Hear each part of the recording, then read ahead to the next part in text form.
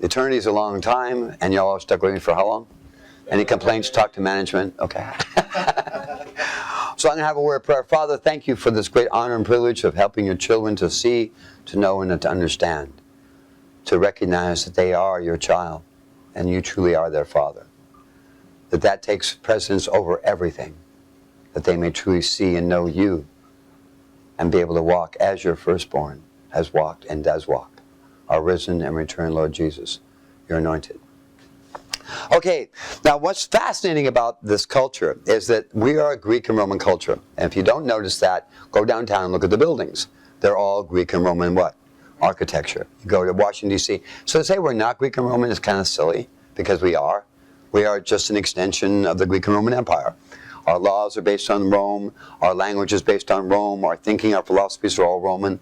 So everything is Roman. What we do every single day is Roman, right? We wake up in the morning.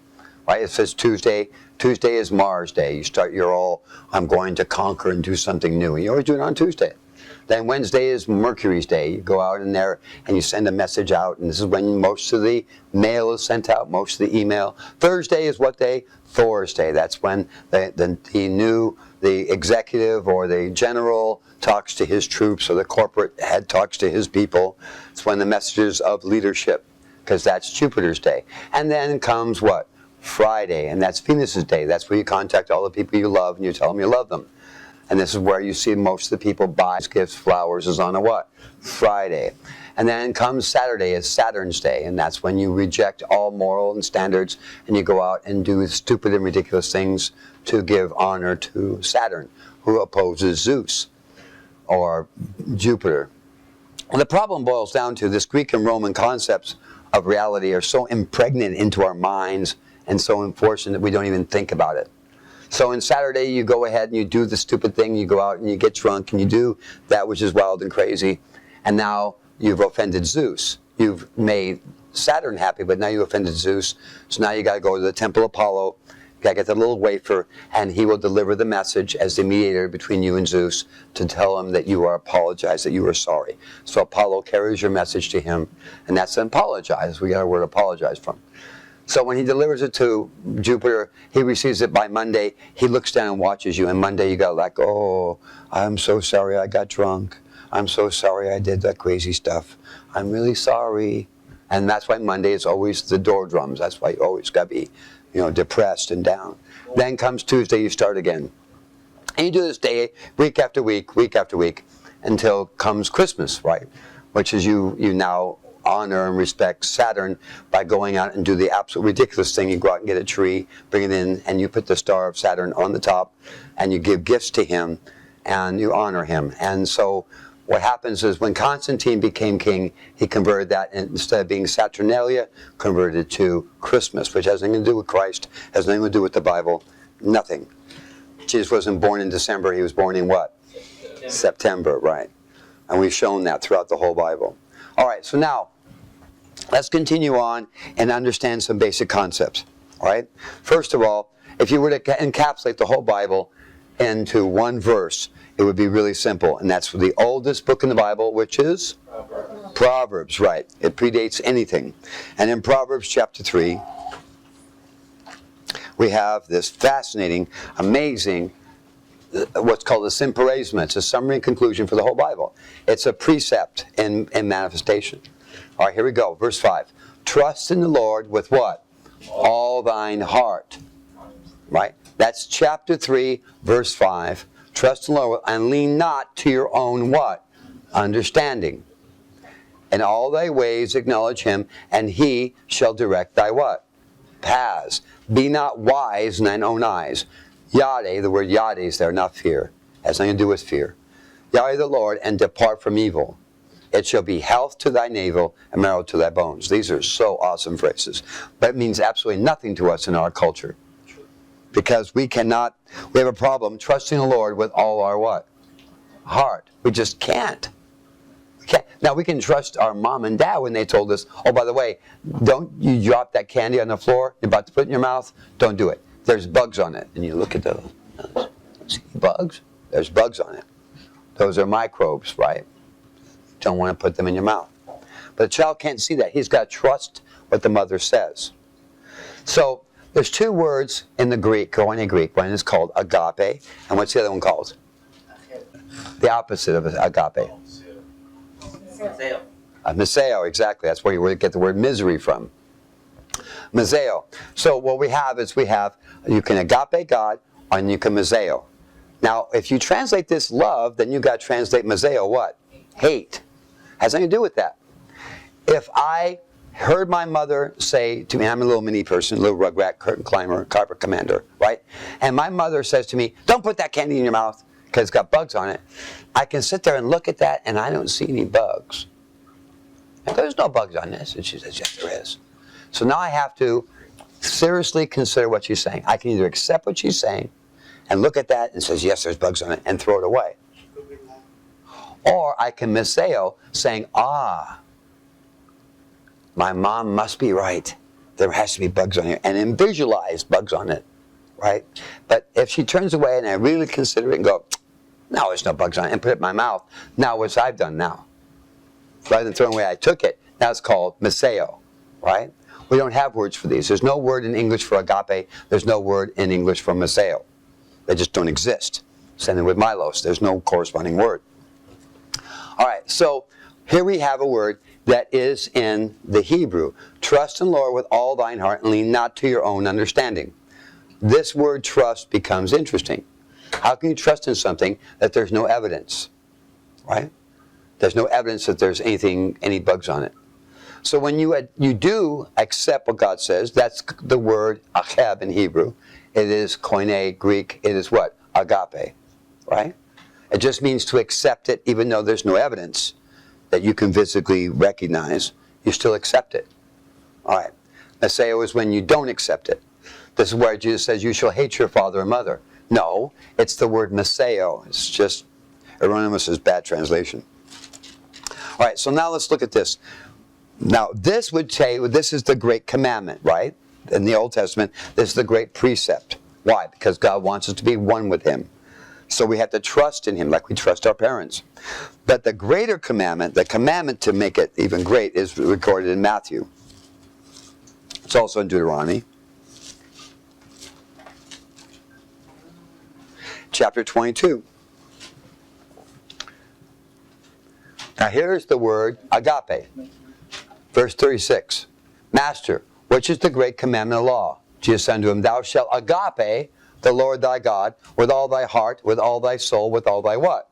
Mind. This is the first and great commandment. That's chapter 22, verse 37 and 38. Jesus says that's the great what? Commandment. The great commandment. So you break that, then you create the greatest what? Sin. Sin is separation from God. That's just all it means is separated from God. You are independent from God. Not a good thing. All right.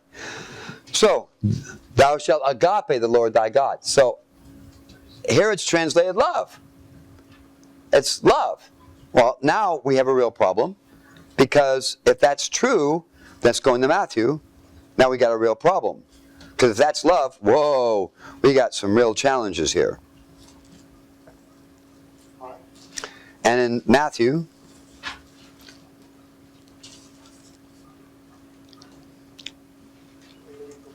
chapter 5,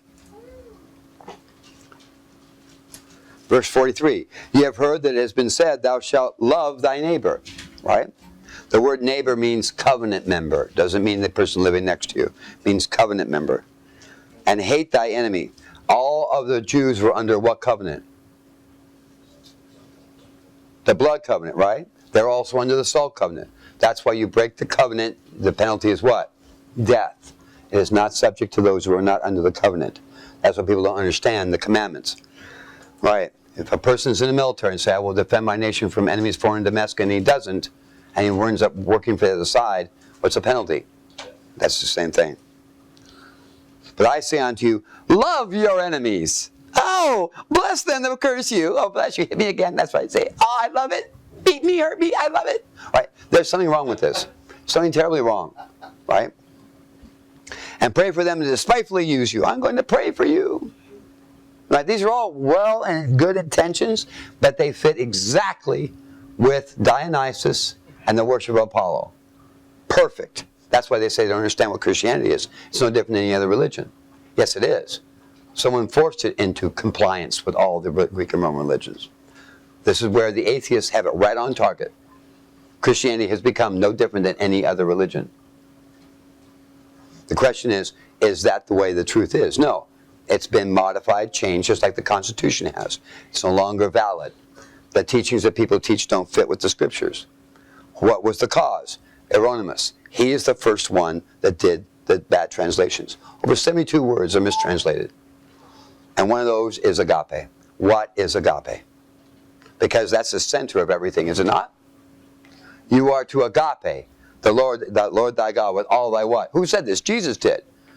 Who is he talking about? God, his Father, our Father. You are to agape God with all your heart, all your soul, all your mind. Wow, that's a lot. Everyone ever love anything? How long does that love last? How many have ever been in love with somebody? I love you, I love you. Well, you know, love's interesting because people say, well, love will find a way, right? That's Greek and Roman. This comes right from Rome, right? Love is an emotion. It just is. People say, well, if you have love, you have no need for anything. Well, that's not true. It's an emotion. Actually, chemicals get released in your brain and it becomes an addiction. But anyway, nonetheless. So let's look at this. Let's say, for instance, you love somebody. Anyone ever love somebody? I want you to picture someone you really love. Okay? You love this person. I mean, you adore this person. They're cute, they're sweet, you just love them. Lovey, lovey, lovey. Okay. So now, all of a sudden, this person now disappears for 3 days. What has happened to your love now? Now, if you heard that John Schmidlap disappeared for 3 days, how much would that bother you? Who? Right? So, or you wind up that 10,000 people in Thailand died. How many went in the Great Mourn? Oh, no. But if your dog gets sick, whoa, it's a big problem. All right. So, we're Greeks and Romans. We have to understand how our brain works and how things work. Because God's very specific. Right? So, here you have this person, you love them. I love that person. Oh, I love it, love it, love it, love it. All right, they disappear for 3 days. Now what has happened to your love? Your love now is turned into what? Worry. Now it goes on to 5 days. Now your love is turned from worry into what? Fear. No one's heard, no contact, nothing. Now, after a week, they show up. And you're so happy to see them, and they ignore you. And you want to give them a hug, and they want, no, don't touch me. They won't tell you where they've been. They refuse to tell you anything. Now what? Now what has happened to your love? It's turned into what? Suspicion. Right? Now you're getting, and you might getting a little upset, right? You're like, okay. Now you might even have a major emotional discussion with them, right? And now they say, look, don't ask me, I'm not going to tell you. Now what has happened to your love? Anger. Mm-hmm. And then all of a sudden they disappear again. No one's heard from them for 3 days, 4 days, 5 days, 6 days, 7 days, 8 days, 9 days, 10 days, no word, nobody. What's happened to your love? Now they show back up again. They won't tell you where they've been. They're not going to tell you anything. Now how do you feel? Murderous. What happened to your love? You understand? It's like basically emotions are like Christmas tree lights. You can't just grab one light and pull it out. They all come out. Love, anger, hatred, all of those come out. This is the problem we don't understand. Because love will find a way. No, it won't. Love will give you all kinds of roller coaster emotions. Once you start down that path, it's well, aren't you supposed to love, Zeus? Yeah, Zeus and Jupiter. You're supposed to love them and show them you love them. You're supposed to have, oh, I love you, Zeus. I love you, and then you're supposed to go through all the gods and let them know you love them too. You don't want any God upset with you. All right, this is great if you're a Greek and Roman and you're worshiping the Greek pantheon. But we're talking about the true God. I know Erroneous. This has got to be the way it works because that's how it works in Rome. And just he didn't speak the language, didn't know the culture. How is he qualified? He's not. He should never have qualified. There are plenty of translations at that time, but guess what? Constantine chose that one and forced everybody to adhere to it. All right, so here we go. What is this word agape mean? You're supposed to agape your what? Now, who is the prime example of Ahab in the Bible? Of that Jesus is the son of David. David is the man. He is the prototype of the Messiah. Yes or no? Yes. He's the but God says, from you shall come forth the Messiah, because of his being right with who? God. All right. Now that's intense. So anything you see about David, we're going to see him love his enemies. We're going to see him, Ahab, because it's a Greek word, Ahab, a Hebrew word, Ahab. So we're going to see the definition in David's life of what agape is. Yes or no? Yes. And you're going to see him really love his enemies. Yes. Yes or no? And you're going to see him really love who? God. But is it love? Is it love? Now I'm going to ask you a question. As I haven't asked you a lot of questions. All right. In our culture we have this symbol, right? The symbol. Greek and Roman, right? I heart you. And you see little kids, teenagers going like this. I heart you. Right? I heart you. Right? All right. Well, this is not a good symbol. All right. If you understand the background of it, you won't be doing this anymore. Okay. So what happens is, what are we talking about? In our Greek and Roman culture, love is an emotion. And all emotions come from the what? Okay. All emotions come from the what? That's what they teach you as a Greek and Roman. All right, so that's ducky. It's not really shaped like that. It's kind of shaped like like a potato. But anyway, but that's the difference, okay? So we got this thing that we think that everybody else is just like us. You ever notice that? When you go to China, you think that everybody's going to eat with a knife, fork, and spoon. Wrong. They eat with little sticks, right? You go, how are you supposed to eat this thing? Right? You assume that everybody does everything, likes everything you like. Right? This is an assumption that is totally invalid. All right, so let's consider this. All right, so David is this example of what agape is. We have to know what agape is. Because we're supposed to agape God with all our what? Heart. So what's a heart? What's a heart? It pumpsy bloody, right? Well, Greeks and Romans think that all emotions come from that. But does the Bible say the heart is what is emotions come from? But it has to. That's what we do. No. It's not the way it works. This culture, heart does not mean the same thing it means for us. When we talk about emotions, we say, my heart hurts. My heart is empty. My heart is bleeding. My heart is, we go through all this. My heart, right? But in the Bible, they don't do that. Because guess where emotions come from? It don't come from the heart. An applause, please. Yeah. Right? It doesn't come from the heart. So when God says heart, what's he talking about? Well, first of all, where does emotions come from in the Bible culture? This amazes me. This is absolutely amazing. So let's find out. Let's go into Genesis chapter 43, verse 30. Genesis 43, verse 30. Genesis 43, verse 30. Genesis chapter 43. I'm so tickled you're all stuck with me forever. All right. You'll get used to me after a while, I assure you. All right. And 43, verse 30. Now, here it is. Here is Joseph has now seen his brothers, which he hasn't seen for 17 years. That's a long time, by the way. 17 years is a long time. And he sees them, and he's so excited, but they don't recognize him, and he is now the steward over all, the administrator under covenant with Pharaoh as a Nazir. He's overseeing all of Egypt. So he cannot reveal that he is their brother. And this becomes in chapter 43, verse 30. And Joseph made haste for his what? Bowels. It's bowels did yearn upon his brothers. Don't you hate it when people's bowels yearn upon you? For us, when we have a bowel movement, it has nothing to do with emotions.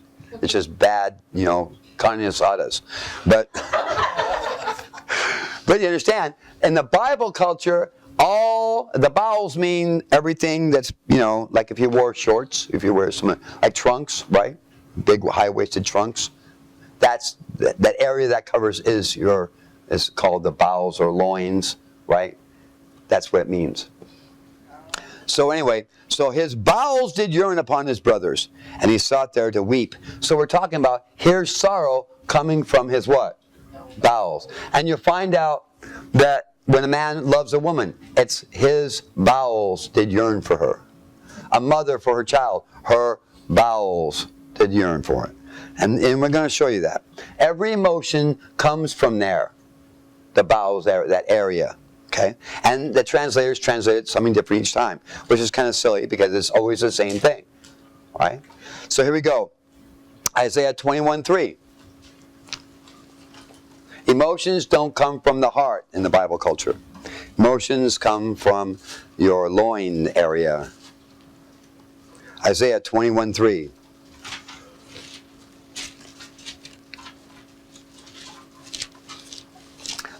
I'm only giving you a small portion. You can do the research and you'll find out it's through the whole Bible. But in Isaiah 21:3,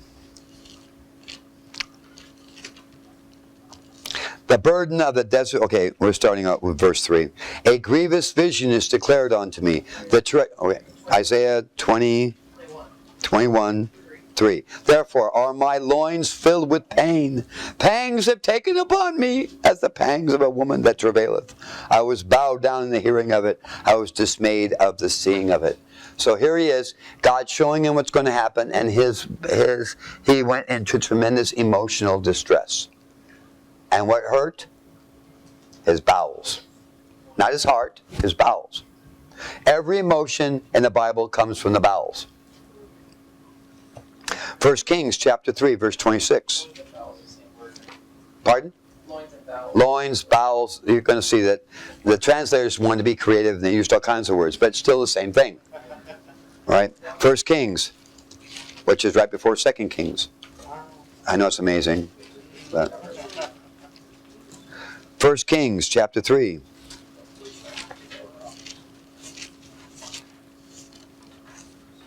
First Kings chapter 3. Verse 26. Then spoke the woman whose living child was. You all know this account, right? This is Solomon, right? The two women come to Solomon, and they say, this woman says she had a child. The other woman also had a child, but she died. And when she woke up in the morning, her child had been swapped by the woman who killed her child. And this is my child. Your child is dead, and you swapped it, and this is not my child. And then he goes, no, this is my child, and the dead one's yours, and they go back and forth. So in Isaiah, 1 Kings chapter 3. So the summary in verse 23, and said the king, this one saith, this is my son that liveth, and thy son is dead. The other said, nay, but thy son is dead, and my son is the living. And the king said, bring me a sword. And they brought the sword before the king. And the king said, divide the living child in two. Give half to one, and half to the other. Then spoke the woman whose living child was unto the king, for her heart, no, her what? Bowels yearned upon her son. And she said, O Lord, give her the living child, and no wise slay it. But the other said, let it be neither mine nor thine. Right? Wait a minute, in our culture it would be her what? But in the Bible culture it's the what? The bowels, the loins, that whole area. Right? Now, this becomes when Jesus talks about, in Lot, God tells Lot, gird up thy what? Thy loins. Why? Because God says, stand up as a man, gird up thy loins. Get control of your what? Emotions. Daniel 5:6.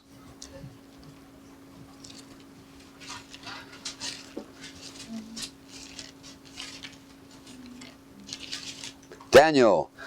Yes? No, Daniel. Daniel 5:6. All right, chapter 5. Verse 5. We'll start with verse 5. In the same hour came forth a man, fingers of a man's hand, and wrote against the candlestick upon the plaster of the wall of the king's palace. And the king saw the part of the hand that wrote. I mean, if you're sitting there, all of a sudden some big hand shows up and starts writing on the wall, would that kind of upset you a little bit? Yes, he was very, really upset. And he saw the part of the hand that wrote. Then the king's countenance was changed, and his thoughts troubled him, so that the joints of his loins were what? That means he was full of what? Fear. Scared. So we see it expressed as love. We see it expressed as fear.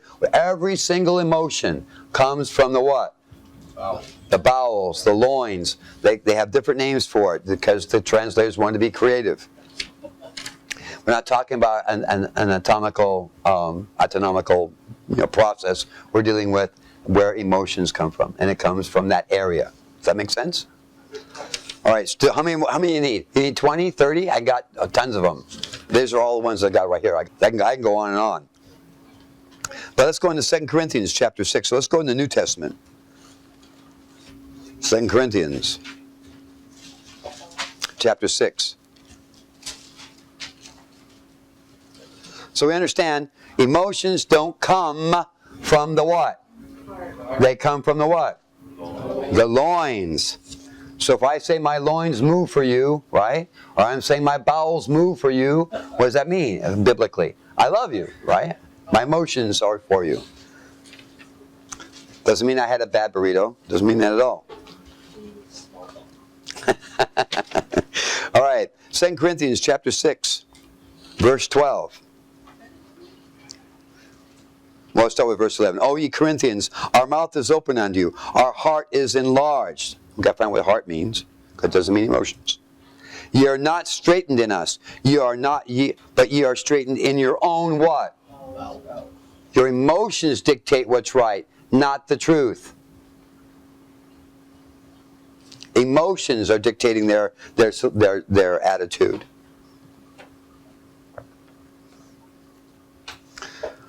All right, let's go into 1 John. Okay, Philemon. That's part of your Bible that has hardly anything in it. It's totally clean. You all know where that's at in the New Testament, right? There it is. But I keep turning the page, and I wind up, okay, that they were stuck together. That's what it was. All right. So, for we have great joy and consolation in thy agape. Verse 7. Okay. Because the bowels of the saints are refreshed by thee. How many here like to refresh other people's bowels? You understand the problem here? It's a different what? Different culture. What does bowels mean? Right? So I refresh. Okay, you walk in the door, you're all depressed, and I make you what? Smile. I help you feel blessed. I help you feel confident. I help you feel what? I'm refreshing your what? Your bowels. I'm not handing you tablets of X-Lax. I'm making you feel more what? Emotionally capable, more emotionally stable, more emotionally refreshed. How many when you walk in you feel blessed? Right? That you feel okay, that's what it's talking about. If you don't, let me know. I'll do what I can to change that. All right. So, okay, so now we covered Philemon. Let's go into 1 John. Understand, in the Bible culture, no matter if it's Hebrew or Greek, where does emotions come from? The loins, right. And then 1 John, chapter 3. There's a heck of a lot more, but I haven't got time for all these. But they're all very enlightening. 1 John, chapter 3, verse 17.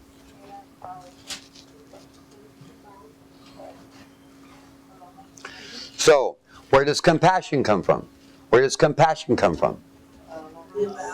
Bowels, it has to. All emotions come from, and you'll see as you go through all these lists of scriptures that have it, every one of them shows you each different emotion comes from the what? The loins. All emotions come from that area in the Bible culture. So the heart has nothing to do with that. Heart's different. All right. So now we see here in chapter 3 of 1 John, verse 17, it says, But whosoever hath his world's goods, and seeth his brother have need, and shutteth up his what? Bowels from him. Right? Shut up his what? Bowels. Has no concern, care, no emotional response. How dwelleth the agape of God in him? Notice it's different. Agape is different. Agape is a perception of reality. That's all agape is. It's a perception of what? Emotions come from the what? The loins, as the Bible explains it. All right. Now, we see that emotions, whenever we talk about any emotion, whether it's anger or fear or love or compassion, no matter what it is, it all comes from the what? The loins. That's where it's coming from. How many have ever been embarrassed? How many had to speak in front of a whole bunch of people or see a judge? What do you get in your stomach? Butterflies. You get butterflies in your what? Hey, your loins, your bowels. That's what you get it, right? Okay. If you're going to go into a fight, you watch your stomach is going, right? It's your loins, never the heart. The heart has nothing to do with this. The Bible heart is different. So let's find out what the heart really is when the Bible talks about heart. Now we've learned that what the Bible talks about emotions, it's coming from the what? Loins. All emotions come from the loins. Ready? 1, 2, 3. All emotions come from the what? Loins. No emotions from the heart. The heart is a what? Perception of reality. That's all it is. All right. So you're supposed to agape your neighbor. You're supposed to agape God with all your what? Heart. Is there a problem? Yes, it does not conform to other scriptures on the same what? If you think it's emotion, you're toast. Because emotions don't come from the heart. They come from the what? Loins. If I say I love you in the Bible culture, I say my loins are they're moving for you. My loins are moving for you. My loins are engaged for you. You can't say heart. If you say that to Abraham, my heart, they'd be like, huh? What? If you sit there and compare what we think we know, and you go and you try and talk to Jesus, he'd think you're insane. So Apostle Paul, because their culture is not the same as ours. And if you try and merge the two, they don't merge. It's either one or the what? The other. So all emotions, love, joy, peace, patience, joy, all these things come from the what? Loins. Right. The bowels, the loins. How creative the translator wanted to be. It refers to every area that's, if you wore boxer trunks, that's what we're talking about. That area there. Anything that area covers. How many here wear boxer trunks? I do. All right. I wear boxers and I know how to use them. All right, anyway. You have to bear with me. Okay, I have a strange sense of humor. All right, so now let's go into, we want to know what is this word agape, right? We want to say, how many think they already know it? You didn't notice the hands are like almost there. Because we covered it before, right? But you got to be able to teach it. You got to be able to go to the Word and let the Bible what? You can't just answer the question. You got to know it. And you got to be doing it for it to be real. So, did David love his enemies? Yes or no? No. No. Did he agape? Aheb his name? Yes. Love comes from the what? Loins. Did his loins move? Has nothing to do with it. All right, does that make sense? All right, so let's find out. Did David love his enemies? Let's find out. Now, agape, what is it? What is it? We have to see from the examples when Jesus talks about what is agape. Because I'm supposed to agape God. I'm supposed to agape you as I agape myself with God. Yes or no? Does that mean I'm supposed to emotionally have any... No. Primary is agape because it's a reality. Now emotionally I respond in line with that reality. Does that make sense? All right. Please understand that. That is like really, really, really important.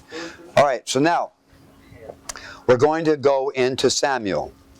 And we're going to see this awesome example of a living Word of God, which is David at that time. And in 1 Samuel. Now here's something that's interesting. Chapter 16. This is the anointing of David as king. Verse 7. Well, verse 6. And it came to pass when they were come, they looked on Eliab and said, surely the Lord's anointed is before me. But the Lord said unto Samuel, look not on his countenance, nor on the height of his stature, because I have refused him. For the Lord seeth not as a man seeth. For man looketh on the outward appearance, but the Lord looketh on the what? So obviously, heart is not the same thing that we think of. David had the right what? Heart. Does that mean emotions? No. Emotions come from the what? Loins. So let's find out what kind of heart, perception, reality he had. Because God sees. That we're talking about seeing. Seeing is a what? Perception. How are you looking at this? So God sees one way. We're to see as God what? Sees. We're talking about what? Perception. Now, here in chapter 17, Goliath shows up. This is like this. If you look under the dictionary under badass, it'll show you a picture of Goliath. All right. I'm joking. That was a joke. Courtesy laughter. All right. Thank you. All right. So anyway, when Goliath steps up to the plate, everybody freaks out. Right. And verse 11. And when Saul and all of Israel heard these words of the Philistine, they were dismayed and greatly what? Their loins were moving. Okay. Now, David shows up to bring food to his brothers during the combat. Well, there wasn't any combat, everybody was running away. And David saw that, and he's like, what's up with this? Verse 26, and David spoke to the men that stood by him, saying, what shall be done to this man that killeth this Philistine, and take away the reproach from Israel? For who is this uncircumcised Philistine that he defies the armies of the living God? God says that this is the right what? Heart. What is this heart? It's a heart, a perception of seeing things. How does God see people? How does God see people? You and I, if I ask you to name some people you know and describe them to me, how many of you would say, oh, they got blonde hair, blue eyes, or they got black hair, black eyes, someone punched them, or some, you know, how do you describe people? You describe them on the what? God doesn't see the outside. He only sees the what? So how does God, how many categories does God have for people? God puts all people in what categories? One. Really? Okay. That's pretty cool. So the Pharisees would be under what category? Those born again in the wrong seed would be under what category? The Pharisees and the Sadducees. What category would they be under? You said there's only one category. Huh? They would be the Jewish like Right. So let's find out what the Word of God says. I mean, let's find out what the Word says, right? How many categories God says there are? Because God's looking on the what? heart. The heart. So let's find out. Does anyone know where that verse is at? It's in Corinthians, right?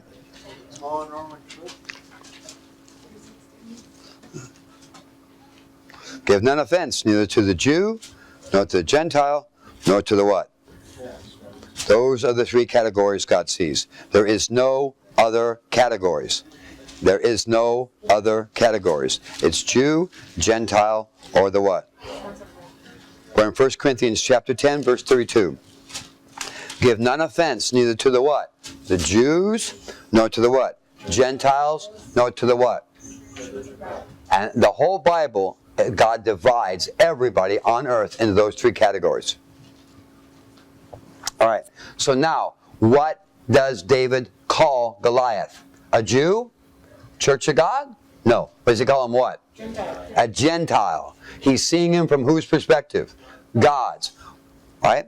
And he's defiled. Not that he stayed away from God's people, be no problem. But he defiled the armies of the living God. He went against God. And he must be what? Stopped. Wow. So let's see what else he's going to say.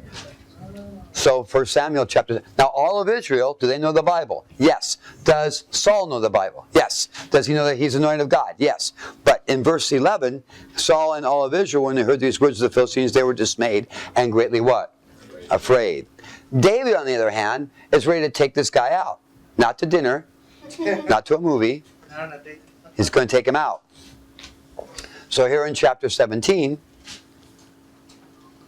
David says, verse 34, and David said to Saul, thy servant kept his father's... Well, let's start from the beginning. Verse 32. David said to Saul the king, let no man's heart fail him.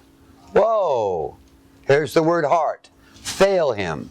What does heart mean? Perception. How were they failed? Verse 11.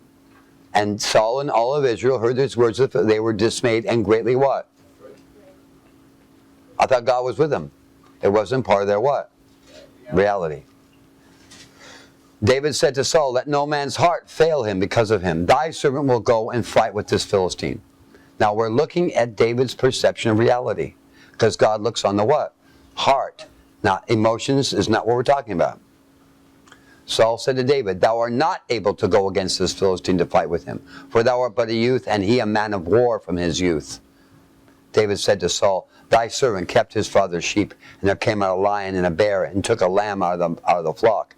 I went out after him, smote him, and delivered him out of his mouth. And when he arose against me, I caught him by his beard, smote him, and slew him. Thy servant slew both the lion and the bear, and this uncircumcised what? What's he calling him? Gentile. Shall be as one of them, seeing he hath defied the armies of the what? Living God. What is the difference? Why does God choose David? Because David has a what? Has godly what? Perception of reality. He's seeing things as God sees them. Do you and I see people in that three group? So here we see, God looks at everybody at their heart, their perception of reality. Are they matching up with God's, or do they see themselves otherwise? David saw himself from whose perspective? God's. And this uncircumcised Philistine shall be as what? As that lion and that bear. Verse 37. David said, moreover, the Lord that delivered me out of the paw of the lion, out of the paw of the bear, he will deliver me out of the hand of this Philistine.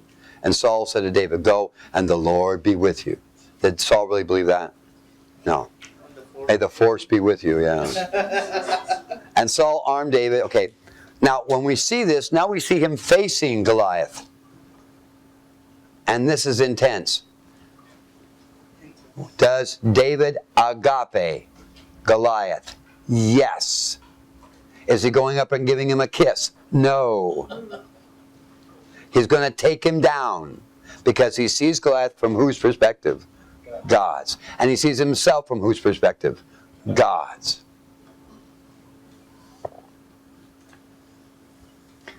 And when the Philistine looked about and saw David, verse 42, for he disdained him, for he was a youth and ruddy and of a fair countenance. And the Philistine said to David, David's coming out with him in his sling, and he's got this little dog paddler that he hits dogs with away from the sheep. And he's coming at David, at the Goliath. And the Philistine said to David, am I a dog that thou comest to me with staves? Now the reason I'm speaking like that, because he's 14 feet tall, he's going to have a very deep what? Voice. He's going to be very ugly. And the Philistine cursed David by his gods. Philistine said to David, come to me, and I will give thy flesh unto the fowls of the air and to the beasts of the field.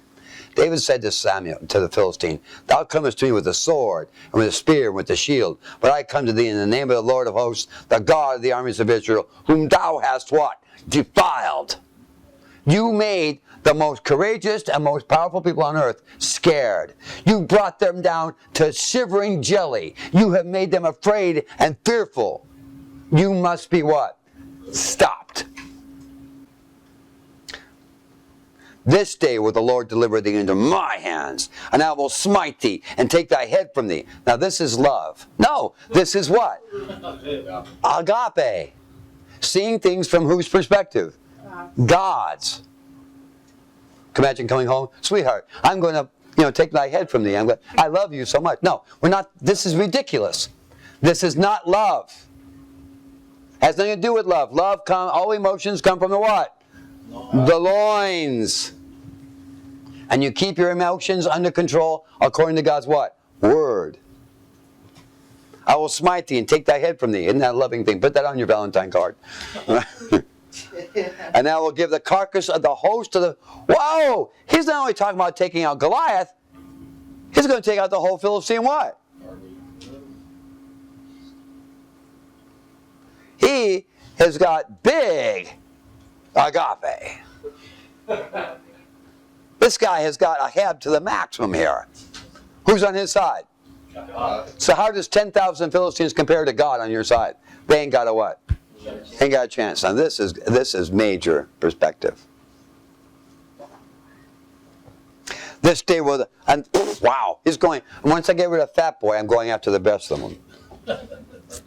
That's intense. Can you imagine someone says to me, I'm going to do this, I'm going to like, dude, are you all right? I will give the carcass of the host of the Philistines. Goliath was nothing. He was just in the way. To the fowls of the air and to the wild beasts of the field. That all the earth may know that there is a God in Israel. Why? Because God's going to work in him. So is David seen from God's perspective? Yes, that's what agape is. It should never have been translated love. Ever. Because here, he's definitely showing agape, achab, to Goliath, and taking him down and removing, what, maybe 100 pounds worth of ugly fat? He's going to remove his head.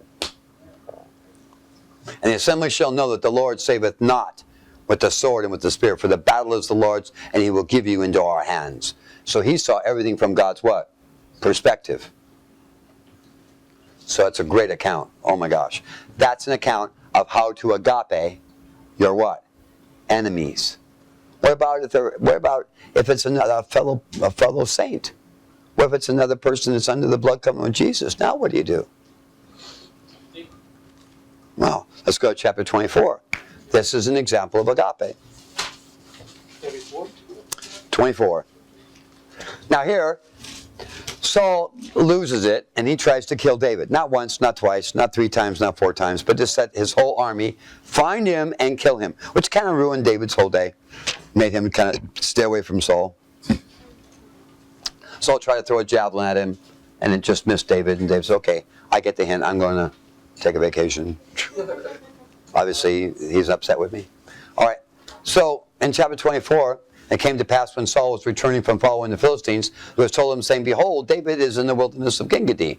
I would want now to go to Gingadi. That doesn't sound like a nice place.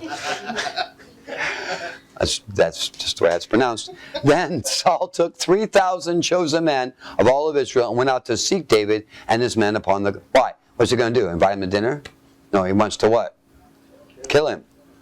Well, that's pretty intense, especially since they had a blood covenant. Who's breaking the blood covenant here? Saul is. What's the penalty for breaking the blood covenant? Yeah. Death. So this is not a good idea. This is not healthy. 3 covenants are about to be broken. Salt, mantle, and covenant. Saul's going to break all 3. And he came to the sheepcotes, by the way, and there was a cave, and Saul went in to cover his what? So everybody understand what covering your feet is? That's when you go number 2. That's right. It's number 2. Right. You drop your pants, right, and it covers your feet. Right? So you take it out and you kind of squat in this unusual position. And then, right. I don't want to go into any more detail on that. I mean, it's just you fragrant the air with a different smell. All right. So, and he's covering his feet. Well, guess who's also in the cave? David and his men are on both sides of the cave. Why doesn't David see him? Why doesn't Saul see him? Because if you're in really, really bright light, like outside, and you come into a cave, then you can't see anything. But if you've been in that cave for like hours and hours, and you see him walk in, you can see him, but he can't what? So they're all along the wall, and there's Saul literally caught with his pants down. That's what that means, caught with your pants down. Verse 4, and the men of David said unto Saul, behold, the day in which the Lord has spoken unto thee, behold, I will deliver thy enemy in thy hand, that thou mightst do to him as shall seem good to thee. Well, is that the word? Yes. Is it rightly spoken? No. Is it truth? Yes. Then David arose and cut off the skirt, the mantle, cut off the mantle, which designated him as king, of Saul's robe privately. Verse 5, and it came to pass afterward that David's heart smote him. Is it emotional? No. What did he just do? What is agape? It's a perception from who? From God. What did he just do to someone anointed of God? Disgraced him. He cut his mantle. Watch carefully. Don't mix up emotions with perception. Different. Our culture, we don't see it. Biblical culture, great. Verse 5. There came to pass afterward that David's perception of reality smote him, because he had cut off the anointed of God's what? Skirt. And he said unto his men, the Lord forbid that I should do this thing unto my master, the Lord's what? And this guy's trying to kill David. This guy is not acting as a true, anointed of God. He's freaking rejected God, not doing the word. But is he anointed of God? Yes. So how is David perceiving him? As the what? Anointed of God. The Lord forbid that I should do this thing unto my master, the Lord's anointed. Isn't David anointed? Yes. But who was anointed first? Saul. To stretch forth my hand against him, seeing he is the anointed of the Lord. So David stayed his servants with those words, and suffered them not to rise against Saul. But Saul rose up out of the cave and went on his way. Watch what agape is. It's perception of reality. Who are seated here with me in the room? Who are you? How am I supposed to see you? This is an example of what? Agape. Aheb is. So David arose, Saul rose up out of the cave and went on his way. David also rose afterward and went out of the cave and cried after Saul, saying, my lord the king. And when Saul looked behind him, David stooped to his face to the ground and bowed himself. And David said to Saul, wherefore hearest thou men's words, saying, behold, David seeketh thy hurt. Behold, this day thy eyes have seen how the Lord has delivered thee today into my hand in the cave, and some bid me kill thee. But my eye, what are we talking about? Perception. Spared thee. And I said, I will not put forth my hand against my Lord, for he is the Lord's what? Is he seeing Saul from God's perspective? Did he see Goliath from God's perspective? Do you see people from God's perspective? Verse 11, moreover, my father, how is Saul David's father? Through the blood what? Covenant with Jonathan. Moreover, my father, see, ye see the skirt of thy robe in my hand? For in the day I cut off that skirt from thy robe and killed thee not. Know thou and see that there is neither evil nor transgression in my hand. And I have not sinned against thee, yet thou huntest my soul to take it. The Lord judge between me and thee, and the Lord avenge me of thee, but my hand shall not be upon thee. After whom is the king of Israel come out? After whom dost thou pursue? After a dead dog, after a flea. The Lord therefore be judge, and judge between me and thee, and see, and plead my cause, and deliver me out of thy hand. Wow. Do we understand now what agape is? I have got to see you no matter what you do. I've got to see you from whose perspective? God's.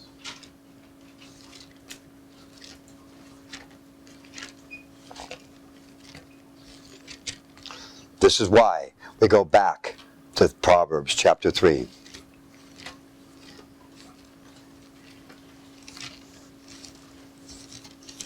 Now stop and think about that example of David. Now what does Proverbs chapter 3 say? Chapter 3, verse 4. Trust in the Lord with all thine what? Heart. Make God, verse 5. Chapter 3, verse 5. Trust in the Lord with all thine what? You have God's what? Reality, not your own. Lean not to your own what? Understanding. Does that make sense? In all thy ways acknowledge him, and he will direct thy paths. Be not wise in your own eyes. Yahweh the Lord, and depart from evil. All right, now let's go to the great commandment. Matthew chapter 22. Now we'll read this and it'll make even more sense. Verse 36, Master, which is the greatest commandment in the law? Jesus said unto him, Thou shalt agape, ahab, the Lord thy God, with all thy what? Heart, perception of reality. with all thy soul, with all thy mind. This is the first and great commandment. The second is like unto it. Thou shalt agape, thy what? Neighbor as thyself. Should never have been translated love. It's a perception. How do you see people? How do you see yourself?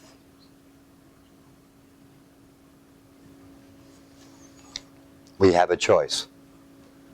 Always a choice. Are we right or is God right? What God has declared is for how long? What you and I declare and what you and I feel and think is for how long? It may change what? Tomorrow. I'll trust God rather than myself or anyone else. Does that make sense? That's how you become God's what? Best. Well, Father, I thank you for the greatness of your word, that we continue to see ourselves as you have declared us to be, that we see our situations not alone but with you, that we recognize your presence at all times. And we are thankful, grateful to be under the blood covenant, to be able to be one with you as your firstborn, that we may glorify you just as he has, our risen and returned Lord Jesus. You're anointed. You're God's what? Best. All right.